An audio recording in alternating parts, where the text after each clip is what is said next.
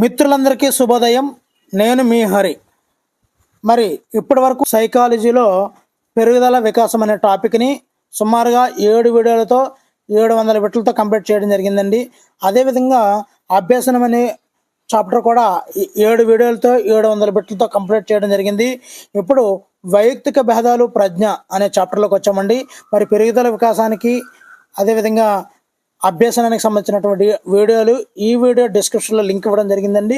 అక్కడి నుంచి చూడొచ్చు. మీరు వీడియోలో ఉన్నటువంటి బిట్లు నచ్చితే తప్పనిసరిగా లైక్ చేయండి. ఇలాంటి మరిన్ని వీడియోలు కావాలి అనుకుంటే ఛానల్ అయితే సబ్స్క్రైబ్ చేసుకోండి. మరి కిందకు టాపిక్లకు వెళ్ళిపోదాం. మొదటి బిట్ చూద్దామండి. గార్డెనర్ బహుళ ప్రజ్ఞా సిద్ధాంతం దేనికి ప్రాధాన్యత ఇచ్చింది? ఆన్సర్ ఆప్షన్ 3 వ్యక్తి విలక్షణ సామర్థ్యాలకి గార్డెనర్ బహుళ ప్రజ్ఞా సిద్ధాంతం ప్రాధాన్యత ఇవ్వడం జరిగిందండి. చాలా ఇంపార్టెంట్ బిట్లు అండి. ర్యాపిడ్ రివిజన్గా వేగంగా కంప్లీట్ చేయడమే మన ఉద్దేశం అండి. రెండవది, విభిన్నమైనటువంటి అభ్యసన అలవాట్లు ఉన్న తన విద్యార్థుల కోసం ఒక ఉపాధ్యాయురాలు వేర్వేరు రకాలైనటువంటి అభ్యసన పరిస్థితులను సృష్టిస్తుంది. ఆమె ఏ సిద్ధాంతం ద్వారా ప్రభావితం అయ్యింది? ఇక్కడ విభిన్నమైనటువంటి అభ్యసన అలవాట్లు అన్నాడండి. ఆన్సర్ ఆప్షన్ 2 గార్డెనర్ బహుళ ప్రజ్ఞా సిద్ధాంతము. దాని ద్వారా ప్రభావితమయ్యి అప్పటి టీచర్ గారు విభిన్న అభ్యసన అలవాట్లు ఉన్నటువంటి తన విద్యార్థుల కోసం వేర్వేరు రకాలైనటువంటి అభ్యసన పరిస్థితులు కల్పించిందండి.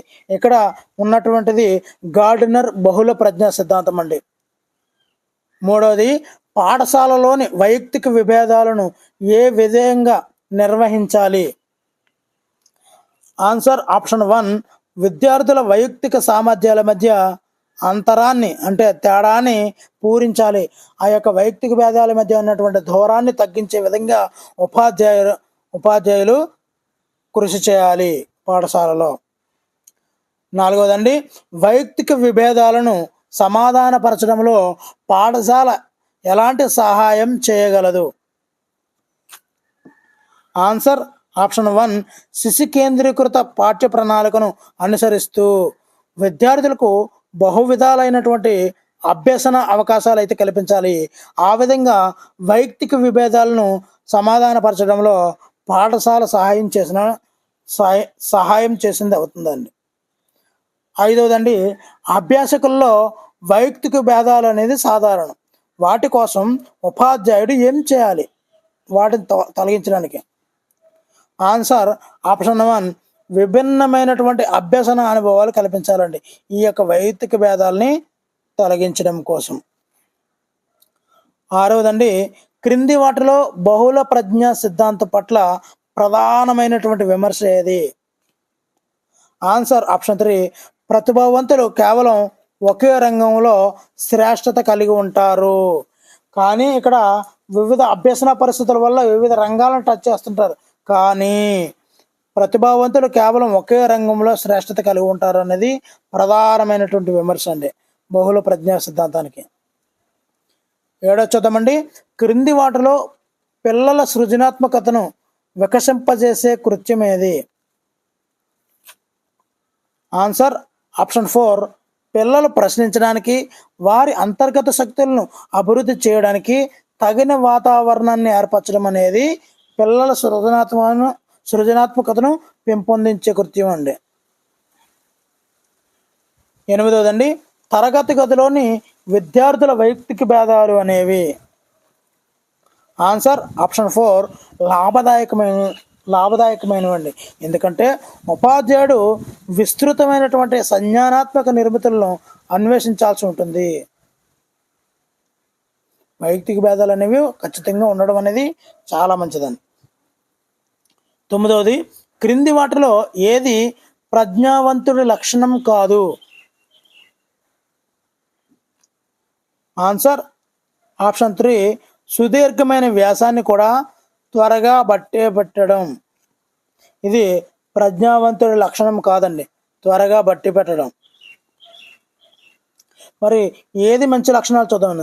తన ఆలోచనను అమూర్త రీతిలో కొనసాగించడం, నూతన పరిస్థితుల్లో కూడా తనను తాను సర్దుబాటు చేసుకోవడం, వాక్చాతుర్యంతో సందేశాన్ని సరైన రీతిలో అందించడం అనేది ప్రజ్ఞావంతుడి లక్షణాలండి. 10వదండి, సృజనాత్మకత దేంతో సంబంధం కలిగి ఉంటుంది? ఆన్సర్, సృజనాత్మకత అనేది విభిన్నమైన ఆలోచనతో సంబంధం కలిగి ఉంటుంది. 11వదండి, గార్డెనర్ క్రింది వాటిలో ఏ ఒకటి తప్ప మిగతా వాటిని ప్రజ్ఞా రకాలుగా సిద్ధాంతీకరించారు? ఆన్సర్ ఆప్షన్ 2, సృజనాత్మకత తప్ప మిగతా వాటిని ప్రజ్ఞా రకాలు. ప్రజ్ఞా రకాలు చూద్దామండి. శాబ్దిక, అంతర వ్యక్తిత్వ నైపుణ్యాలు, వ్యక్తి అంతర నైపుణ్యాలు, ఇవన్నీ కూడా ప్రజ్ఞా రకాలుగా గార్డెనర్ గారు గుర్తించడం జరిగింది. ఇక్కడ ఒక సృజనాత్మకత తప్ప. 12వదండి, 16 సంవత్సరాల పిల్లవాడి ప్రజ్ఞాలబ్ధి 75. అతడి మానసిక వయస్సు ఎన్నేళ్ళు? ఆన్సర్ ఆప్షన్ 2, 12 సంవత్సరాలు అండి. 12 సంవత్సరాలు. 13వది, పిల్లల సృజనాత్మకతను అభివృద్ధి చేయడంలో సహాయపడనిది ఏమిటి? ఆన్సర్ ఆప్షన్ 2, ఉపన్యాసం. ఉపన్యాసం పిల్లల సృజనాత్మకతను అభివృద్ధి చేయదు. 14వదండి, ప్రజ్ఞాలబ్ధి గణాంకాలు సాధారణంగా ఏ విద్యా విషయక సాధనతో సహసంబంధాన్ని చూపుతాయి? ప్రజ్ఞాలబ్ధి గణాంకాలు అనేవి చాలా ఎక్కువగా ఈ యొక్క సాధనతో, విద్యా విషయక సాధనతో ఎక్కువగా సహసంబంధాన్ని అయితే చూపిస్తాయండి. 15వది, ఒక పిల్లవాడి ప్రజ్ఞాలబ్ధి 105గా ఉంటే అతడిని ఏమని పిలవచ్చు? ఆన్సర్ ఆప్షన్ 3, సగటు ప్రజ్ఞావంతుడిగా మనం పిలవచ్చండి. నెక్స్ట్ 16వదండి, రావెన్స్ ప్రోగ్రెసివ్ మ్యాట్రిసెస్ అనేది ఏ పరీక్షకు ఉదాహరణ? ఆన్సర్ ఆప్షన్ 2, అన్ని సంస్కృతుల వారికి ఉపయోగించే ప్రజ్ఞా పరీక్ష.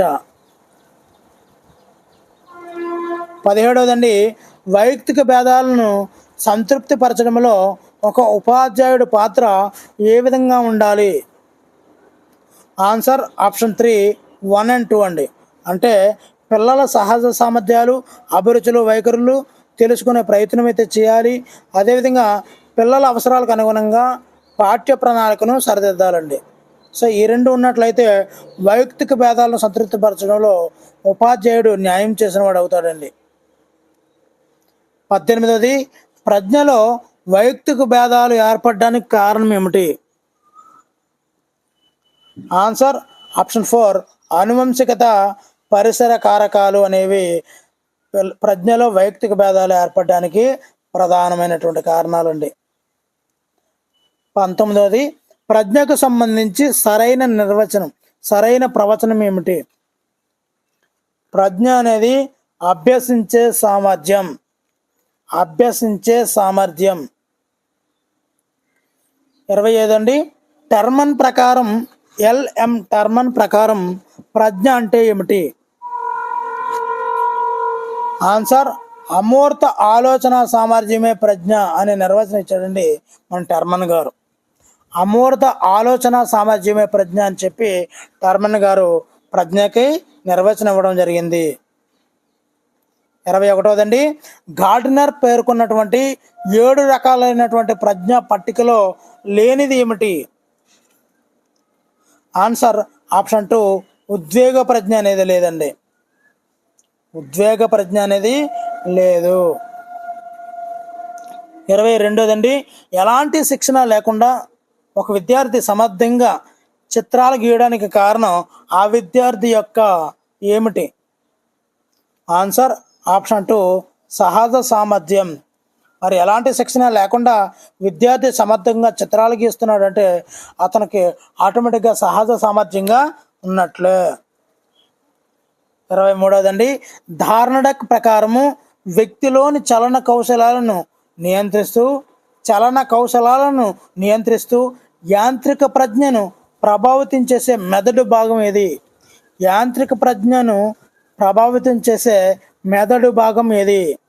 ఆన్సర్ ఆప్షన్ 4, మధ్య మెదడు. మధ్య మెదడు. 24వదండి, గార్డెనర్ ప్రకారం క్రీడాకారులకు ఉండే ప్రజ్ఞ ఏమిటి? ఆన్సర్ ఆప్షన్ 1 శారీరక స్పర్శాత్మక ప్రజ్ఞ. శారీరక స్పర్శాత్మక ప్రజ్ఞ క్రీడాకారులకు ఉండేది. 25వదండి, క్రింది వాటిలో ఏ అంశానికి సృజనాత్మకతతో అధిక సహసంబంధం ఉంది? ఆన్సర్ ఆప్షన్ 3 హాస్యం. హాస్యం. 26వది, ఉపాధ్యాయుడు తన తరగతి గదిలో విద్యార్థుల సామర్థ్యాన్ని బట్టి పని ఇచ్చాడు. ఇక్కడ ఉపాధ్యాయుడు పరిగణించింది. ఆన్సర్ ఆప్షన్ 1 వైయక్తిక భేదాలు. విద్యార్థి యొక్క వైయక్తిక భేదాలను దృష్టిలో పెట్టుకొని ఇక్కడ ఉపాధ్యాయుడు విద్యార్థులకు పనినివ్వడం జరిగింది. 27వది, ఒక ఉపాధ్యాయుడు తన బోధనా వ్యూహాలను రచించడంలో ఏ విధమైనటువంటి పరీక్షలు ఎక్కువగా ఉపయోగపడతాయి? ఆన్సర్ ఆప్షన్ 4 ప్రజ్ఞా పరీక్షలు. 28వదండి, ప్రజ్ఞాలబ్ధి గణనల విస్తీర్ణాన్ని ఏమంటాము? ఆన్సర్ ఆప్షన్ 2 100 తర్వాత హఠాత్తుగా పడిపోతుంది. 29వదండి, గిల్ఫర్డ్ ప్రకారము ప్రజ్ఞను నిర్ధారించే కారకాలు ఏమిటి? గిల్ఫర్డ్ ప్రకారము ప్రజ్ఞను నిర్ధారించే కారకాలు ఏమిటి? ఆన్సర్ ఆప్షన్ 2 విషయం, ప్రచాలకాలు, ఉత్పన్నాలు. విషయం, ప్రచాలకాలు, ఉత్పన్నాలు. 30వదండి, ప్రజ్ఞ నిర్వచనంలో భాగం కానిది. ప్రజ్ఞ నిర్వచనంలో భాగం కానిది. ఆన్సర్ ఆప్షన్ 4 సమస్యలను పరిష్కరించే సామర్థ్యం. సమస్యలను పరిష్కరించగలిగే సామర్థ్యం. ఇది సరికానిదండి. మరి చూద్దామండి, ప్రజ్ఞా నిర్వచనంలో భాగం సృజనాత్మకంగా ఉండగలిగే సామర్థ్యము, వనరులను సమర్థంగా ఉపయోగించగలిగే సామర్థ్యము, అనుగుణ్యత సామర్థ్యం కలిగి ఉన్నదే ప్రజ్ఞా నిర్వచనంలో భాగం అండి. 31వదండి, ఆటల పోటీలో మంచి నిష్పాదన చూపే పిల్లవాడిలో ప్రజ్ఞ ఏ విధమైన ఉచ్చస్థితిలో ఉంటుంది? ఆన్సర్ శారీరక గతి సంవేదక ప్రజ్ఞ. శారీరక గతి సంవేదక ప్రజ్ఞలో ఉచ్చ స్థితిలో ప్రజ్ఞ అనేది ఉంటుందండి. 32వది, స్వీయ నేర్పరులకు ఉండే ప్రజ్ఞని ఏమంటారు? స్వీయ నేర్పరులకు ఉండే ప్రజ్ఞను ఏమంటారు?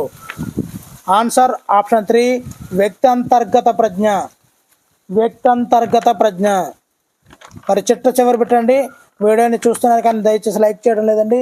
వీడియోలో ఉన్నటువంటి బిట్లు నచ్చితే తప్పనిసరిగా లైక్ చేయండి. అలాంటి మరిన్ని వీడియోలు కావాలి అనుకుంటే ఛానల్ అయితే సబ్స్క్రైబ్ చేసుకోండి. సృజనాత్మకత వికసింపజేయడంలో ఉపయోగపడేది ఏమిటి? ఆన్సర్ ఆప్షన్ 3 సమైక్య ఆలోచన. Thank you for watching. Me Hari signing out.